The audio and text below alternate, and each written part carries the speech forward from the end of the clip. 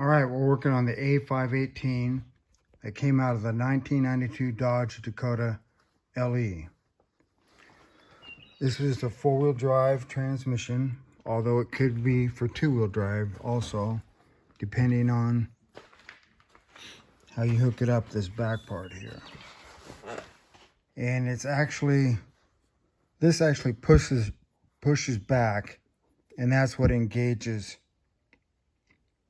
your four-wheel drive. There's a piston back here, or your overdrive, excuse me, overdrive. And when it pushes back, that's what locks it into overdrive. It's electronically controlled.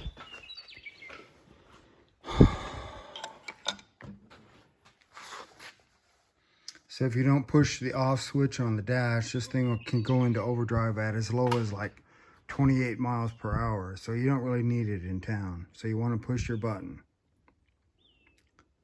And I got found a lot of metal today.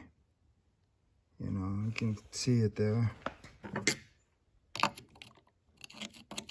Anyway. Can't say I'm happy about it, but at least I'm getting it figured out what's going wrong.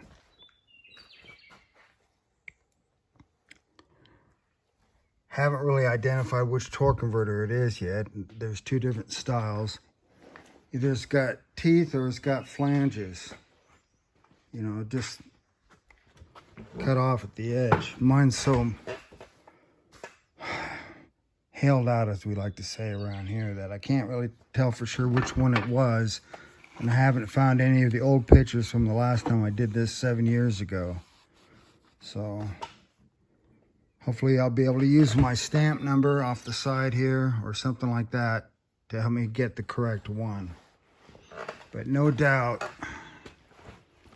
if there's anything left of the pump, I'll be able to find out how it engaged the pump, which I haven't got quite there yet.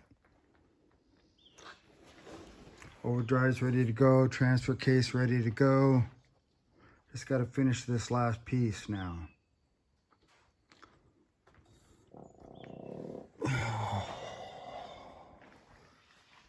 This is your electronic solenoid. That controls valve body movement.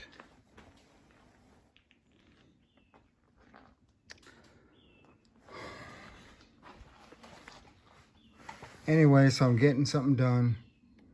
I got a lot more done on a different truck today, but we won't go into that. We'll just keep it to this.